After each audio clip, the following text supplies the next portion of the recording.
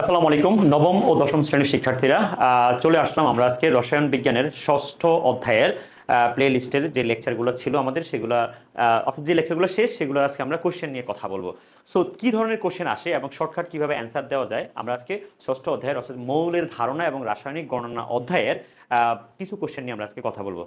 তো আমরা কথা না বলে চলে যাচ্ছি মূল লেকচারে। মাই স্টুডেন্টস, এখানে তোমরা দেখতেই পাচ্ছ যে ষষ্ঠ অধ্যায়ের প্রথম প্রশ্ন হচ্ছে রাসায়নিক গণনা, মানে আমরা যা যা শেষ করেছি এই গত কয়েকটা লেকচারে সেখান থেকে কেমন প্রশ্ন আসতে পারে। আমরা আগামী ক্লাসে কথা বলবো ম্যাথমেটিক্স টার্ম নিয়ে, কি ধরনের ম্যাথ আসে। এখানে তোমরা দেখতে পাচ্ছ যে ছোট কিছু প্রশ্ন আসে যেগুলো তোমরা বোর্ড পরীক্ষা কিংবা স্কুলে যে পরীক্ষা হয় সেই পরীক্ষাগুলোতে ফেস করো। তো কিভাবে অ্যান্সার করতে হবে দেখো। প্রথম প্রশ্ন হচ্ছে রাসায়নিক গণনা কি। রাসায়নিক গণনা হচ্ছে এটা জাস্ট একটা ডেফিনেশন। এই ডেফিনেশনটা তুমি অবশ্যই বই টু বই দিতে হবে। হ্যাঁ, কিরকম দিবা? রাসায়নিক গণনার অর্থ হলো রসায়ন সংক্রান্ত বিভিন্ন ধরনের হিসাব। কেমন হিসাব এটা? যেমন ধরো তুমি বললা যে স্যার আমি 25 যে গ্রাম আছে এখানে দেখো 25, মানে only for 5 gram potassium chloride, এটার নাম কি বলতো? পটাশিয়াম ক্লোরাইডকে উত্তপ্ত করলে এসটিপিতে কত লিটার কার্বন ডাই অক্সাইড পাওয়া যাবে তা উপযুক্ত রাসায়নিক সমীকরণ ব্যবহার করে অক্সিজেনের পরিমাণ নির্ণয় করা যায়। এখন বলে স্যার এটা কিভাবে করবো আমি? দেখো, এটা খুবই স্মার্ট এবং খুবই মানে ইম্পর্টেন্ট একটা প্রশ্ন। আর এসটিপি মানে বুঝো তো না, স্ট্যান্ডার্ড টেম্পারেচার এন্ড প্রেসার। আর এই এসটিপিতে তোমার টেম্পারেচার কত, চাপ কত এবং ভলিউম কত, এগুলো আশা করি তোমরা অনেকেই জানো। টেম্পারেচার হচ্ছে 0°C, প্রেসার হচ্ছে 1 atm, ভলিউম কত 22.4 লিটার। Most important. ওকে, এখন তুমি বলো স্যার এই কোশ্চেনটা আমি কিভাবে করবো? এখানে তো আপনি দেখেন 5 গ্রাম, কত কত গ্রাম আছে? 5 গ্রাম। ঠিক আছে, তো প্রথমত তুমি এই প্রশ্নটা করতে হলে তোমার এখানে রিঅ্যাকশনে যে যাবা, কোথায় যাবা বলো তো? রিঅ্যাকশনে যাবা। ঠিক আছে, সো রিঅ্যাকশনটা কিভাবে দিব আমরা দেখো। তোমাকে কি বলছে বলো তো? Potassium chloride, potassium chloride. এটা যদি আমরা তাপ দেই তাহলে তাপ অ্যাপ্লাই করলে কি হবে বলো তো? পটাশিয়াম ক্লোরাইড কয় মোল নিব? 2 মোল। ঠিক আছে, 2 মোল নিতে হবে। তাহলে এখানে কি হবে বলো তো? 3 মোল অক্সিজেন হবে। হ্যাঁ, আচ্ছা, তো এখানে কত মোল বলো তো? এখানে হচ্ছে আমাদের 2 মোল। হ্যাঁ, 2 মোল। ঠিক আছে, আর এখানে এটার দরকার নাই, এটা আমার দর্শক আয়ন। আর এখানে লক্ষ্য করো এটা কত মোল হচ্ছে ভাই? 3 মোল। ঠিক আছে, আচ্ছা, বা 3 অণু যেটাকে বলা হয়েছে। এখানে আমাদের যেহেতু কি চাইছে বলতো, কোশ্চেনটা কি বলছে?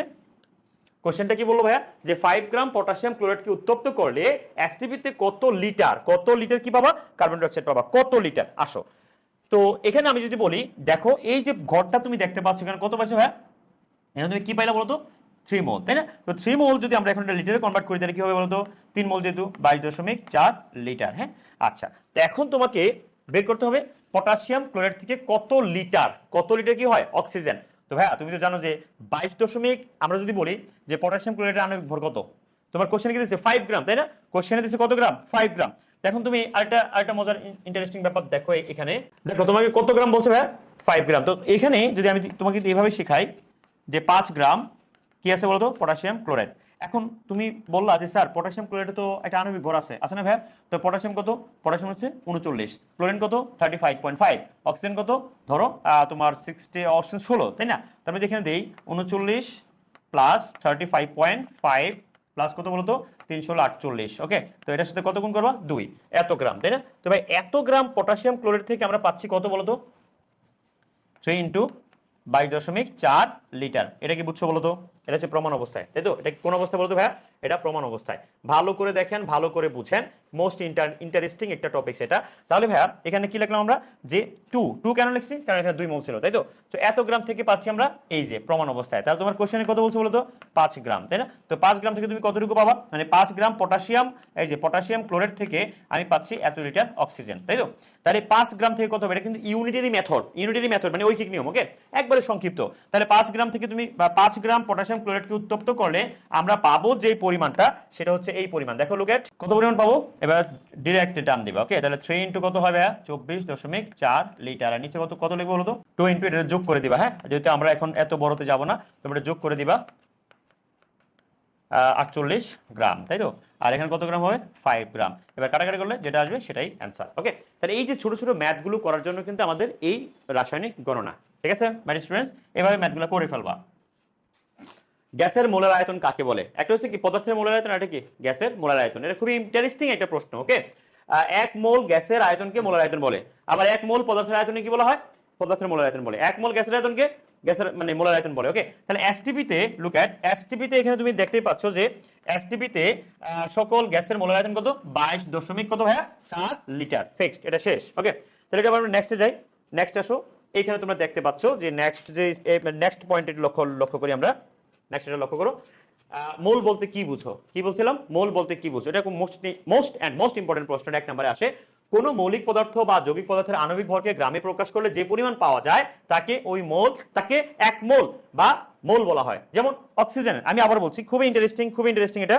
দেখো কি বলছিলাম, তুমি এখানে একটা পাত্র নাও, এই যে পাত্র নিলা, ঠিক আছে, এই যে পাত্র নিলা, তো এখানে তুমি নিলে কি, যে 1 মোল অক্সিজেন, তো 1 মোল আমি নাইট্রোজেন নেব, ঠিক আছে, কত হয় 28 গ্রাম, তাই না? 28 গ্রাম হচ্ছে, দ্যাট ইজ 28 গ্রাম। তো এই 1 মোল নাইট্রোজেন সমান হচ্ছে কত? 28 গ্রাম। তার মানে এই 28, তুমি যদি শুধু 28 লেখো তাহলে কিন্তু হবে না, এটার পরিমাণটাকে গ্রামে প্রকাশ করতে হবে। কিসে প্রকাশ করতে হবে? গ্রামে। তাহলে অক্সিজেনের আণবিক ভর হচ্ছে গ্রাম, 32 গ্রাম। তো আমি যদি এখানে গ্রাম এরপর কি দেই, পার মোল, কোনো সমস্যা আছে? কোনো সমস্যা নেই। সুতরাং 32 গ্রাম অক্সিজেন হচ্ছে 1 মোল অক্সিজেন, ঠিক আছে। অ্যাভোগাড্রোর সংখ্যা বলা হয় কাকে? ভাইয়া তুমি কি জানো যে পৃথিবীতে আজ পর্যন্ত যত সংখ্যা আছে তার মধ্যে সবচেয়ে বড় সংখ্যা কোনটা? অ্যাভোগাড্রোর সংখ্যা। এখন তুমি যদি বলো স্যার কেমনি কি, আমরা তো জানি যে তোমার সূর্যের ব্যাসার্ধ আছে, পৃথিবীর ব্যাসার্ধ আছে না, মহাকাশের ব্যাসার্ধ থেকে শুরু করে আয়তন আছে, এত বড় আয়তন, এত বড় পৃথিবী, তাহলে সবচেয়ে বড় সংখ্যা কোনটা? তবে গণিতের জগতে, ক্যালকুলেশনের জগতে সবচেয়ে বড় সংখ্যা কোনটা? অ্যাভোগাড্রোর সংখ্যা, নাম্বার অফ অ্যাভোগাড্রো। ওকে, আচ্ছা, তাহলে অ্যাভোগাড্রোর সংখ্যা কাকে বলি আমরা? 1 মোল কোন পদার্থে যত সংখ্যক কণা আছে, মানে ওই পদার্থের কণা আছে, বলে স্যার যেমন ধরো 1 মোল পুরুষ বা 1 মোল নারী, 1 মোল পৃথিবী সমান কত সংখ্যক পৃথিবী? নাম্বার অফ অ্যাভোগাড্রোর সংখ্যক পৃথিবী। 1 মোল পুরুষ সমান কত সংখ্যক পুরুষ? নাম্বার অফ অ্যাভোগাড্রোর সংখ্যক পুরুষ। 1 মোল নারী সমান কত সংখ্যক নারী? নাম্বার অফ অ্যাভোগাড্রোর সংখ্যক নারী।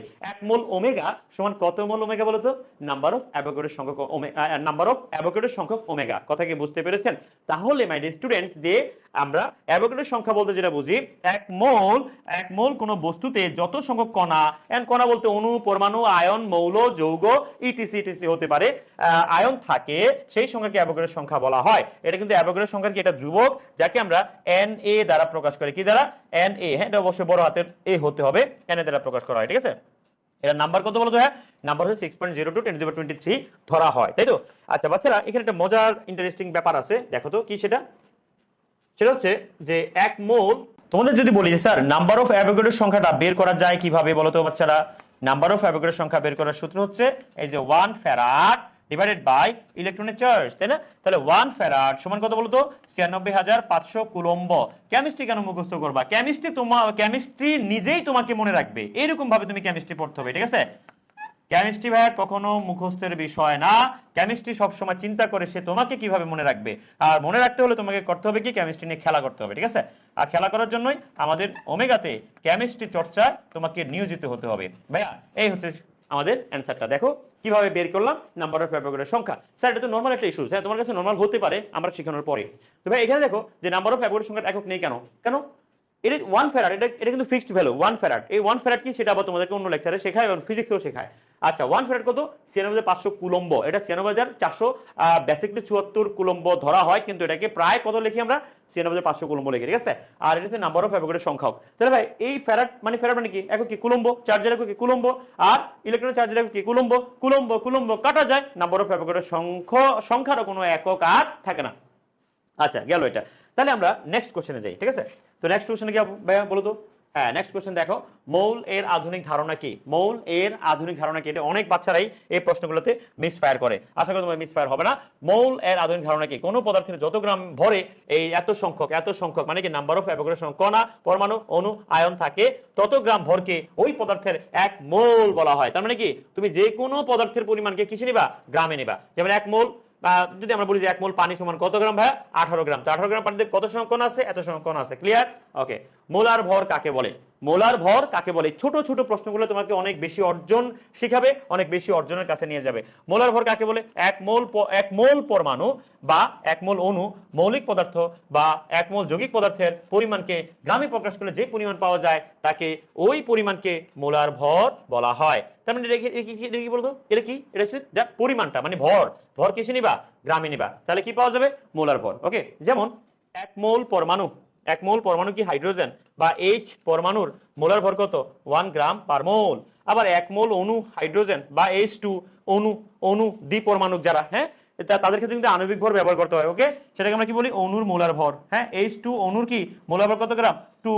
2 গ্রাম। আবার আসো 1 মোল এক মোল অণু কি পানি H2O, তাহলে এটার এই H2O এই অণুর মোলার ভর কত হবে 18 গ্রাম। তার মানে ভাইয়া মৌলের ক্ষেত্রে আমরা ইউজ করি, বিশেষ করে পরমাণুর ক্ষেত্রে পারমাণবিক ভর, যৌগের ক্ষেত্রে কি লিখবো আণবিক ভর। ক্লিয়ার? আচ্ছা, সংকেত ভর বলতে কি বুঝো? এটা একটা খুবই ইন্টারেস্টিং প্রশ্ন। সংকেত ভর বলতে আমরা কি বুঝবো? ঠিক আছে, সংকেত ভর কি দেখো তো। সংকেত ভর কি? আয়নিক যৌগে একটি সংকেত এককে বা ফর্মুলা এককে উপস্থিত আয়ন সমূহের পারমাণবিক ভরের যোগফলকে সংকেত ভর বলা হয়। যেমন সোডিয়াম ক্লোরাইডের সংকেত কি ভাইয়া? খাবার লবণ যেটা সোডিয়াম ক্লোরাইড না, তাহলে সোডিয়াম ক্লোরাইডের সংকেত কি NaCl, তাই না? NaCl, তাহলে NaCl যেটা, এটা কি যে সোডিয়াম পরমাণু আছে বা HCl আছে, এদের কি পারমাণবিক ভর আছে না? এই পারমাণবিক ভরের যোগফলটাকে আমরা যেই মানটা পাবো যোগফলটা, সেটাই কি বলতো? সেটাই হচ্ছে সংকেত ভর। কথা কি বোঝা গেছে? সংকেত ভর। আচ্ছা মাই স্টুডেন্টস, এবার একটু আসো যে পরবর্তীতে যে সেগমেন্টটা সেটাতে আমরা একটু ফলো করি। লুক অ্যাট, সংকেত ভর শেষ, এবার দেখো দর্শকায়ন কাকে বলে। কি আয়ন? দর্শকায়ন। তার আগে আমাদের আরেকটা স্লট আছে এখানে দেখো। সংকেত ভরের আমরা আরো অনেকগুলা ইম্পর্টেন্ট ইস্যুজ ওখানে দাঁড় করাইছি, সেগুলো তোমরা দেখতে পারো এখানে। আচ্ছা, দর্শকায়ন বলতে কি বুঝো? দর্শকায়ন, যে সকল আয়ন বিক্রিয়া অংশগ্রহণ করে না তাদের কি বলা হয়? দর্শকায়ন বলে। এখন আমরা উপরে কিছু বিক্রিয়া দিয়েছিলাম, হ্যাঁ, যেখানে দর্শকায়ন কারা? বিশেষ করে ধাতু আর অধাতু মিলে কি হয়? দর্শকায়ন হয়। তোমাকে যদি আমি বলি যে লবণ এবং পানি যখন উৎপাদন হয়, সাপোজ একটা বিক্রিয়া তুমি মনে করো, একটা বিক্রিয়া দেখো, হ্যাঁ, একটা বিক্রিয়া দেখাই তোমাদেরকে, তাহলে তুমি দর্শকায়ন নিয়ে আয়ন নিয়ে আর একটা ভালো ধারণা পেয়ে যাবা। ভাইয়া তীব্র একটা, ধরো আমি একটা অ্যাসিড নিলাম, কি অ্যাসিড এটা? ধরো এটা COOH, ঠিক আছে, এটা অ্যাসিড নিলাম COOH। এই দেখো CH3 COOH, এটা হলো ইথান হয়ে গেছে, ঠিক আছে। সাথে কারণ নিব আমরা, ধরো সোডিয়াম ক্লোরাইড নিব, সোডিয়াম হাইড্রোক্সাইড নিব, সোডিয়াম হাইড্রোক্সাইড। তো এখানে কি হবে জানো? এখানে একটা রিঅ্যাকশন হবে। তো রিঅ্যাকশনে একটা চমৎকার বিক্রিয়া আমরা দেখতে পাবো এখন। এই যে এখান থেকে H যাবে আর এখান থেকে কি আসবে? এই যে H, তাই যে OH আর কে OH নিয়ে কি হবে? পানি। তাহলে এটা দ্যাট ইজ বিক্রিয়াটা প্রশমিত হয়ে গেল। তাহলে এখানে বাকি আছে কে? সোডিয়াম প্লাস আর কি আছে? ইথানয়েড মাইনাস। এই যে তুমি সোডিয়াম প্লাস আর ইথানয়েড মাইনাস মিলে কি হয়ে যায় বলো তো ভাইয়া? হয়ে যায় কি? সোডিয়াম ইথানয়েড। তাহলে এই সোডিয়াম ইথানয়েডের মধ্যে সোডিয়াম কি প্লাস আর ইথানয়েড কি মাইনাস, এটা হচ্ছে দর্শকায়ন। কারণ এদের প্লাস মাইনাসের আর কোনো চেঞ্জ হবে না। ক্যাটায়ন আর অ্যানায়ন মিলে যে লবণটা হবে সেটা হবে কি? দর্শক আয়ন দ্বারা গঠিত যৌগ। উৎপাদের শতকরা পরিমাণ বলতে কি বুঝো? এটা তোমরা পারবা। এটা স্টয়কিওমিতি, অর্থাৎ পরিমাণগত রসায়নের একটা অন্যতম অধ্যায়, অন্যতম টপিক, সেটা স্টয়কিওমিতি। এখানে তুমি যেটা জানবা যে বিক্রিয়ক থেকে উৎপাদের পরিমাণ, আবার উৎপাদ থেকে বিক্রিয়কের শতকরা পরিমাণ জানা যায়, ঠিক আছে। মানে বিক্রিয়ক থেকে তুমি শতকরা পরিমাণ বের করতে পারবা, আবার উৎপাদ থেকে কি উৎপাদের শতকরা পরিমাণ বের করা যায়। তাহলে শতকরা ব্যাপারটা কেমনে আসলো? শতকরা উৎপাদ হচ্ছে বাস্তব উৎপাদ ডিভাইড বাই তত্ত্বীয় গণনাকৃত উৎপাদ। মানে তোমার কোশ্চেনে একটা উৎপাদ দেওয়া থাকবে, তুমি আবার ক্যালকুলেশন করে আর একটা উৎপাদ পাবা। এই দুইটাকে ভাগ করে 100 দ্বারা গুণ করলে তুমি পেয়ে যাবে কি? শতকরা উৎপাদের পরিমাণ, মানে উৎপাদের শতকরা পরিমাণ, ঠিক আছে। আচ্ছা, এই শতকরা উৎপাদের পরিমাণটা আমার কাছে ইম্পর্টেন্ট মনে হচ্ছে। তোমরা অবশ্যই এই কোশ্চেনটা ভালো করে একটু দেখবা, ঠিক আছে। আচ্ছা, আমরা এখন নেক্সট কোশ্চেনে যেতে চাই। লুক এট, প্রমাণ দ্রবণ কাকে বলে? যে দ্রবণের ঘনমাত্রা কি আছে? জানা আছে। এটা আমরা সবাই জানি, যে সকল দ্রবণের ঘনমাত্রা কি থাকে? জানা থাকে, তাদেরকে আমরা কি বলি? প্রমাণ দ্রবণ বলি, তাই তো। দেখো তো, যে প্রমাণ দ্রবণের একটা সংজ্ঞা তোমাকে আমি বললাম যে 0.5 মোলারিটির ধরেন সোডিয়াম হাইড্রোক্সাইড, ঠিক আছে। এটার ঘনমাত্রা কত বলতো? 0.5 মোলারিটি। তার মানে এটার ঘনমাত্রা আমার জানা আছে। আবার ধরো 0.01 মোলারিটির কি মনে করেন HCl, এটা যদি কি মোলার জানেন? এটা হচ্ছে সেন্টিমোলার, তাই তো, সেন্টিমোলার। তার মানে এটার ঘনমাত্রা আপনার জানা আছে। এটাকে আমরা কি বলি? প্রমাণ দ্রবণ। সরি, এটাকে কি বলা হয়? প্রমাণ দ্রবণ। কিন্তু আমার প্রশ্ন কি, মোলার দ্রবণ কাকে বলে? কি প্রশ্ন ছিল? মোলার দ্রবণ। তাহলে একটা দিয়ে আমরা আরেকটা শিখে গেলাম, কি সেটা? প্রমাণ দ্রবণ। তাহলে মোলার দ্রবণ কাকে বলে ভাই? মোলার দ্রবণ হচ্ছে 1 লিটার আয়তনের কোন দ্রবণের মধ্যে নির্দিষ্ট তাপমাত্রায় 1 লিটার দ্রবণের মধ্যে যদি 1 মোল দ্রবীভূত থাকে, তখন আমরা ওই দ্রবণকে কি বলি? মোলার দ্রবণ বলি, ঠিক আছে। ধরো তুমি 1 লিটার পানি নিছো, এই 1 লিটার পানিতে তুমি এখন কি যেন মিশাইছো, এটা দ্রবণ হয়ে গেছে। তার তাপমাত্রা স্থির ছিল, তাহলে নির্দিষ্ট তাপমাত্রায় 1 লিটার দ্রবণের মধ্যে কি পরিমাণ মিশাইছো তুমি, কি পরিমাণ লবণ বা চিনি দিছো, সেটা হচ্ছে কি? মোলারিটি। সেটা কি? মোলারিটি। আর যখন আমরা ফিক্সড করে বলি যে 1 মোল, তখন হবে কি? মোলার দ্রবণ। তাহলে আশা করি একে আমাদের দুইটা সংজ্ঞা শেষ। ওকে, নির্দিষ্ট তাপমাত্রা 1 লিটার দ্রবণে কত লিটার? 1 লিটার দ্রবণে 1 মোল দ্রব। 1 মোল দ্রব মানে কি? লবণ চিনি হতে পারে। দ্রবীভূত থাকলে উৎপন্ন দ্রবণকে মোলার দ্রবণ বলা হয়। কি বলবো? মোলার দ্রবণ। যেমন ধরেন 1 মোল সালফিউরিক অ্যাসিড সমান কত? 98 গ্রাম। তাহলে সালফিউরিক অ্যাসিড, দেখেন 98 গ্রাম সালফিউরিক অ্যাসিড 1 লিটার দ্রবণে 98 গ্রাম সালফিউরিক অ্যাসিড কি থাকে? দ্রবীভূত থাকলে তখন তাকে আমরা কি বলবো? মোলার দ্রবণ। তুমি 1 লিটারের মধ্যে 1 মোল সালফিউরিক অ্যাসিড মিশাইছো, মানে কত গ্রাম? 98 গ্রাম, ঠিক আছে। এখন তুমি বলো স্যার এই যে আপনি যে মানে মোলার দ্রবণ বলেন বা প্রমাণ দ্রবণ বলেন, এগুলো কিভাবে বানাবো আমরা, এই নিয়ে তোমাকে জানতে হবে প্রাইমারি এবং সেকেন্ডারি স্ট্যান্ডার্ড পদার্থ কি। আমরা এখানে দিয়ে দিচ্ছি, তোমরা একটু দেখবা এই যে প্রাইমারি কাকে বলি এবং সেকেন্ডারি কাকে বলি। ভাইয়া প্রাইমারি হচ্ছে এমন অনেক রাসায়নিক পদার্থ আছে যারা বায়ুস্থ অক্সিজেনের সাথে কি করে না, বিক্রিয়া করে না। তুমি যে নিক্তি নিবা সেই নিক্তিতে ওজন নেওয়া যাবে, নিক্তির কোনো ক্ষয় করে না। প্রমাণ দ্রবণ প্রস্তুত করা যায় এবং প্রস্তুতকৃত প্রমাণ দ্রবণের ঘনমাত্রার কোনো পরিবর্তন হয় না। তাদেরকে আমরা কি বলি, তাদেরকে প্রাইমারি স্ট্যান্ডার্ড পদার্থ। কি বলি, প্রাইমারি স্ট্যান্ডার্ড পদার্থ। যেমন ধরুন potassium dichromate, sodium thiosulphate, sodium carbonate, এগুলো সবই কি এগুলো সবই হচ্ছে প্রাইমারি। আর সেকেন্ডারি কারা, ঠিক তার উল্টাটা। এমন কিছু ঘাটতেরা পদার্থ আছে, sulphuric acid, nitric acid, HCl, sodium hydroxide, তীব্র অ্যাসিড, তীব্র ক্ষার, পটাশিয়াম পারম্যাঙ্গানেট, KMnO4, এরা সবাই হচ্ছে ভাইয়া সেকেন্ডারি। কেন জানো? কারণ এরা বায়ুস্থ অক্সিজেনের সাথে বিক্রিয়া করে ফেলে, নিক্তিতে ওজন নেওয়া যায় না, নিক্তির ক্ষয় করে ফেলে, প্রমাণ দ্রবণ প্রস্তুত করা যায় না। আবার প্রমাণ দ্রবণ প্রস্তুত করা গেলেও তার ঘনমাত্রা বেশিক্ষণ স্থায়ী হয় না। এদেরকে আমরা কি বলি, এদেরকে আমরা বলি সেকেন্ডারি স্ট্যান্ডার্ড পদার্থ। ওকে, তাহলে আমরা এখানে মোলারিটি সম্পর্কে জেনে গেলাম যে মোলারিটি কাকে বলে, আবার মোলার দ্রবণও শেষ, প্রাইমারি সেকেন্ডারি স্ট্যান্ডার্ড পদার্থ শেষ। তাহলে একটা সংজ্ঞা দিয়ে আমাদের কিন্তু অনেকগুলো সংজ্ঞা এখানে চলে আসলো, তাই তো? তাহলে মোলারিটির একক কি হবে ভাইয়া? মোলারিটিকে আমরা সাধারণত বড় হাতের এম দ্বারা ডিনোট করব। তাহলে আমরা এখানে কি লিখবো, দ্রবের ভর, দ্রবের ভর। তাহলে আমরা যদি এখানে লিখি মোল, এখানে লিখবেন কি লিটার, তাহলে কি দাঁড়ালো ভাইয়া, মোল পার কি লিটার। এটাই হচ্ছে আপনার মোলারিটির একক। আবার মোলার দ্রবণের একক কিন্তু same, mole per litre, same to same, ঠিক আছে? মোলার দ্রবণের একক কি হবে, একই হবে, মোল পার লিটার। তাহলে মোলারিটির একক কি, মোল পার লিটার, লিটারে। তবে কিছু প্রশ্ন আছে, যদি আমরা এটাকে গ্রাম থেকে মোলে কনভার্ট করতে চাই, আবার মোল থেকে কি গ্রামেও কনভার্ট করা যাবে। তাই আমরা এখানে গ্রাম পার লিটার লিখলে যে আহামরি ভুল হবে তা কিন্তু না। তবে একটা পদার্থের ক্ষেত্রে আর একটা হবে কি দ্রবণের ক্ষেত্রে। পদার্থ শব্দটা আসলে তুমি গ্রাম লিখতে পারবা, সমস্যা নাই, কিন্তু যদি এটা দ্রবণ ইউজ করি তাহলে মোল লিখতে হবে মাস্ট, অলওয়েজ, ঠিক আছে? আচ্ছা ভাই, তার মানে আমরা যে প্রশ্নগুলো শিখতেছি, আশা করি এই প্রশ্নগুলো আপনার ছেলে একটু স্ক্রিনশট দিয়ে রাখতে পারেন, খুবই ইম্পর্টেন্ট প্রশ্ন। মোলারিটি তাহলে আমাদের শেষ। ওকে, আমরা এখন চলে যাব ডেসি মোলার দ্রবণ কাকে বলে। এটাও কিন্তু তোমরা সংজ্ঞা পেয়ে গেছো যে আমি 1 লিটারের মধ্যে কি পরিমাণ দ্রব আছে জানি না, দ্যাট ইজ মোলারিটি। আমি জানি 1 লিটারের মধ্যে 1 মোল আছে। 1 লিটারের মধ্যে কত মোল আছে, 1 মোল। দেখো তো তোমার প্রশ্নটা একটু লক্ষ্য করো, খুবই ইন্টারেস্টিং প্রশ্ন এটা। এই দেখো এখানে কত লিটার আছে, 1 লিটার, তাই না? 1 লিটার দ্রবণের মধ্যে তুমি আমাকে বলছো কি যে স্যার আমার যদি অজানা থাকে, মানে যত মোল, এই যত শব্দটা থাকা, যত যত যত মোল, এই যত মোল মানে হচ্ছে মোলারিটি। যত মোল মানে কি মোলারিটি। আর তুমি বলছো ভাইয়া 1 মোল আছে, তাহলে হবে কি মোলার দ্রবণ। এখন তুমি বলছো না ভাই আমার এখানে কত আছে, 0.1 আছে, তাহলে হবে কি ডেসি, ডেসি মোলার। 0.5 আছে, 0.5 বলে কি বলবো, সেমি মোলার। তাহলে আশা করি এখানে আর ডেসি নিয়ে তোমাদের প্রশ্ন করা বা প্রশ্ন থাকারও কোনো কথা না, কারণ আমরা 1 লিটার ফিক্সড করে যত মোল থাকবে তার একক হবে কি মোলার দ্রবণ। আর যদি 1 মোল থাকে তাহলে যত মোল থাকবে সেটা হলো মোলারিটি। 1 মোল থাকলে কি হবে, মোলার দ্রবণ। 0.1 হলে সেমি ডেসি মোলার, 0.5 হলে সেমি মোলার, 0.01 হলে সেন্টিমোলার, 0.001 হলে কি হবে, মিলি মোলার। তাহলে এক কথায় আমাদের অনেকগুলো সংখ্যা শেষ।